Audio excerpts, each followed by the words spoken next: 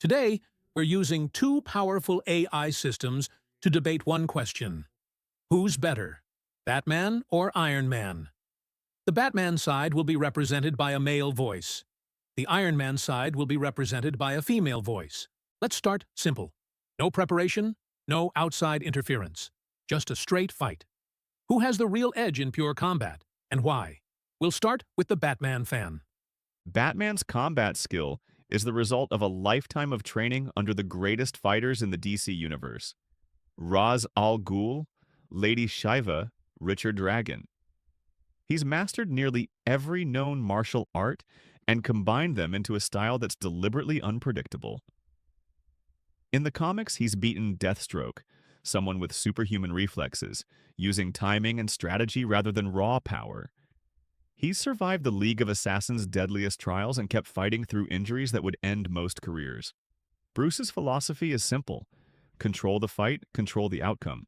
His body is a weapon because his mind refuses to quit, and that's why he can stand against metahumans and still win.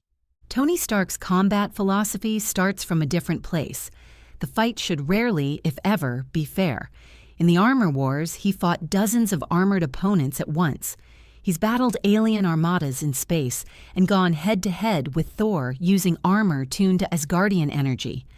Tony's combat isn't about trading punches, it's about tactical warfare. He manages multiple weapon systems, countermeasures, and targeting priorities at the same time while adjusting strategy mid-fight. When he fought the Hulk with the Hulkbuster, it wasn't about being stronger. It was about controlling the environment and containing a threat no human fighter could handle directly. But those specialized suits also show their limits when situations change. The Hulkbuster failed against Worldbreaker Hulk. The Thorbuster didn't last. Batman's fighting style is built on adaptability rather than having the perfect tool for every scenario. After Bane broke him in Nightfall, Bruce rebuilt his entire approach to combat. He's beaten armored opponents like Azrael and dismantled the Court of Owl's Talons by attacking assumptions, power systems, overconfidence, and predictability. He doesn't need a new suit for every new enemy. He changes how he fights. And Tony changes what he fights with, and that's exactly the point. The bleeding edge armor exists in his bloodstream, removing traditional weak points. The Endo-Sim armor can reconfigure itself during combat. His suits aren't static tools, they're evolving platforms. He's fought opponents designed specifically to counter him, like War Machine, and still adapted. Bruce's endurance is legendary, but Tony's combat experience is measured in invasions and large-scale conflicts, not just street-level battles. And that endurance matters more than it sounds. Batman has fought entire nights without rest, moving from one conflict to another, sometimes across an entire city without losing focus. His conditioning isn't just physical, it's mental. He's trained to keep thinking clearly under exhaustion, pain, and pressure. In long engagements, that discipline becomes a weapon. Against opponents who rely on systems and power output, Bruce's ability to keep functioning when everything starts to degrade becomes a serious factor in who's still effective at the end of a fight. And Tony's version of endurance is operating on a different scale entirely. He's fought prolonged battles across cities, space, and even other dimensions during major crossover events. His suits are designed for sustained combat, rotating systems, managing heat, power, and damage control in real time. While Bruce relies on personal conditioning, Tony relies on engineered sustainability, systems designed to keep him operational, even as conditions worsen. That means in extended conflicts, Tony isn't just surviving, he's maintaining battlefield control while still adapting his approach. Both of these men are considered geniuses in their worlds. But whose mind really matters more in a battle like this? Batman's strategic intellect or Tony Stark's technological genius? Let's talk pure intelligence. Tony Stark is a polymath.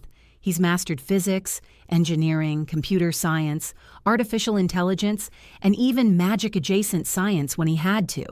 In the comics, Tony rebuilt his entire nervous system using extremist technology, literally rewriting his own biology so his brain could interface with machines. He created AI that evolved into sentient beings, Jarvis didn't just stay a program, it became vision, a new form of life.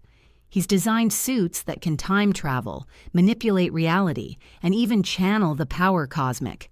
Tony doesn't just understand technology, he invents entirely new fields of science to solve problems no one else can even define. Batman is widely regarded as the world's greatest detective for a reason. His intellect isn't about flashy inventions, it's about solving the unsolvable. In the comics, Bruce has cracked the Riddler's most complex death traps while poisoned and barely conscious.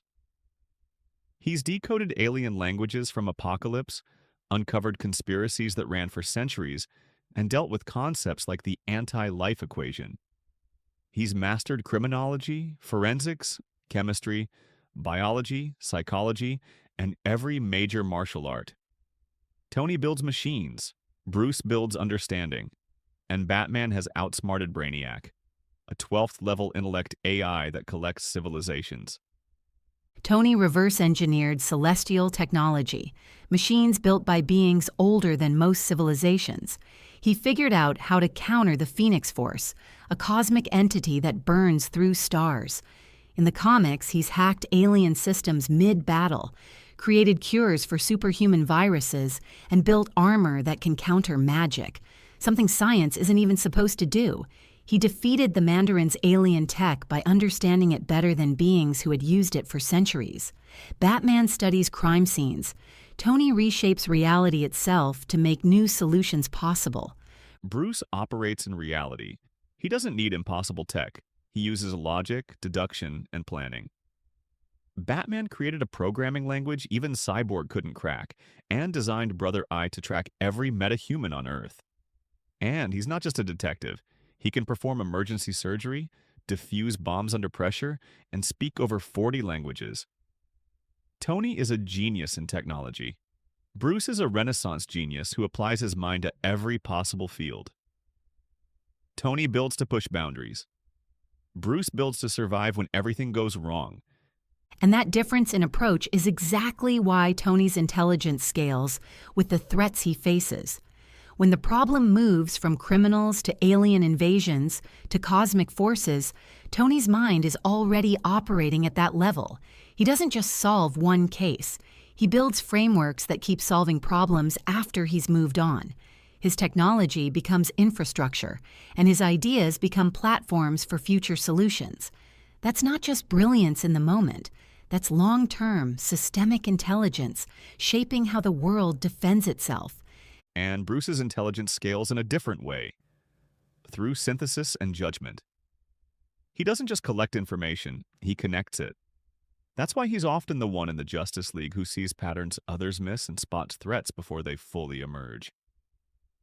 His strength isn't just in knowing facts, but in deciding what matters and what doesn't under pressure. Technology can process data faster, but Bruce's mind is built to interpret it, prioritize it, and act on it when the cost of being wrong is catastrophic. No teams, no outside help. Just Iron Man versus Batman.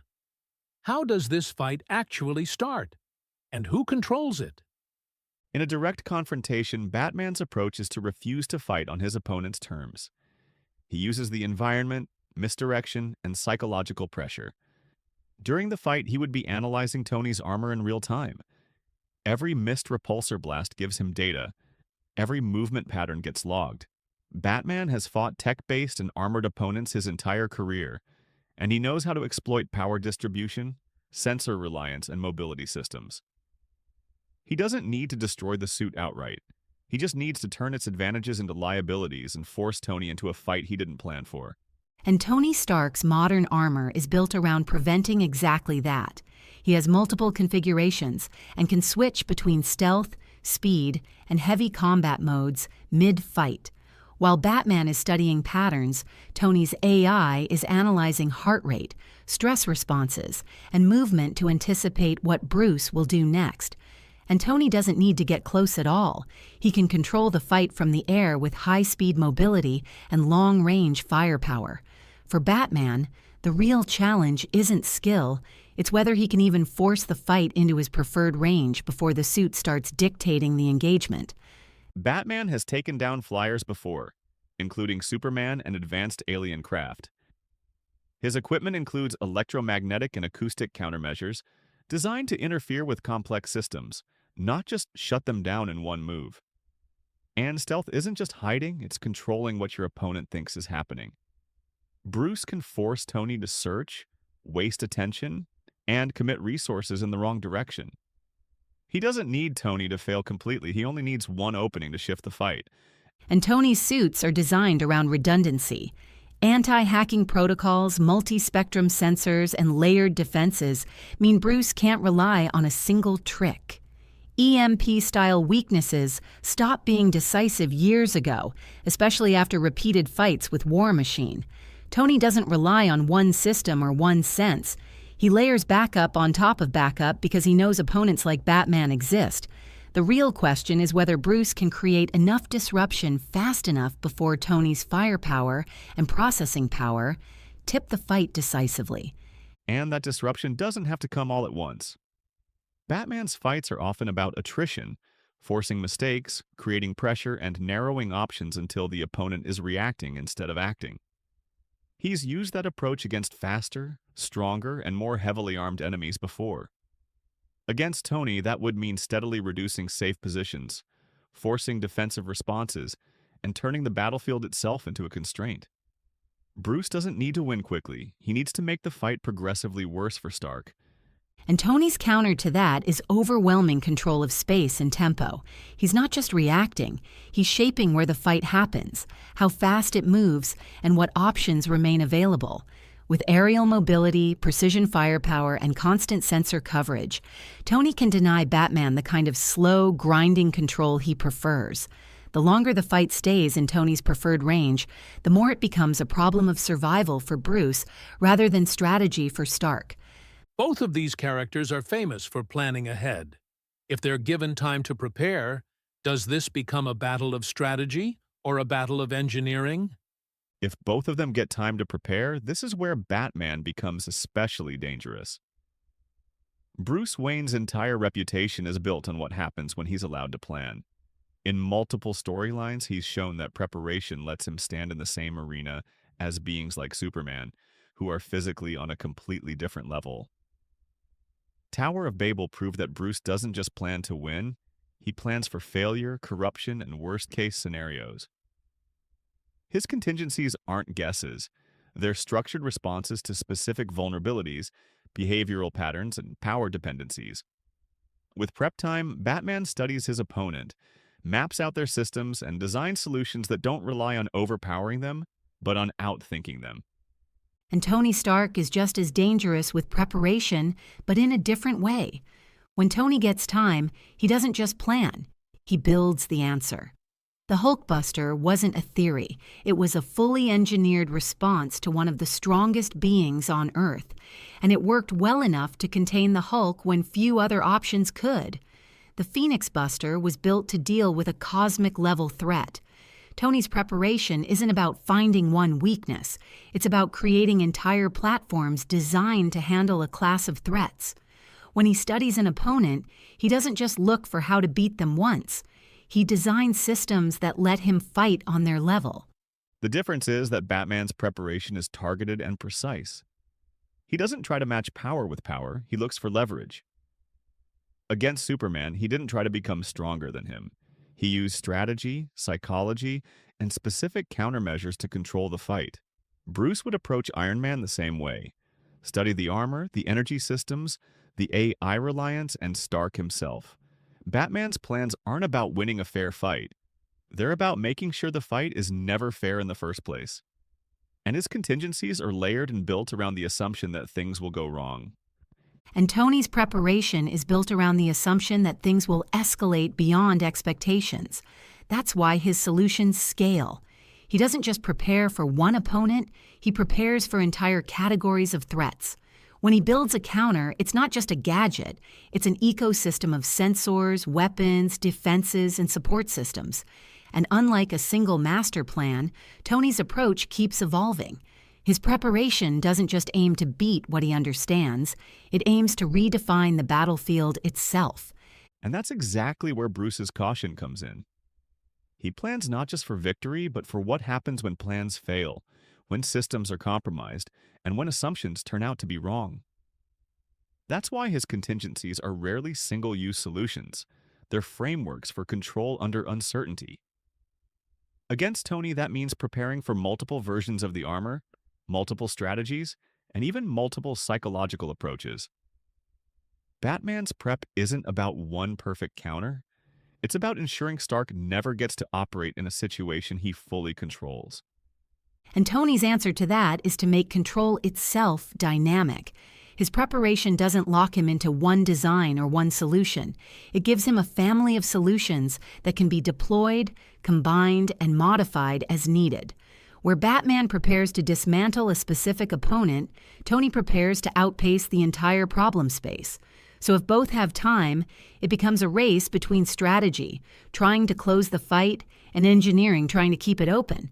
And that's exactly where Stark is most comfortable operating. Two minds, two methods. Now it's your turn. Who do you think is right?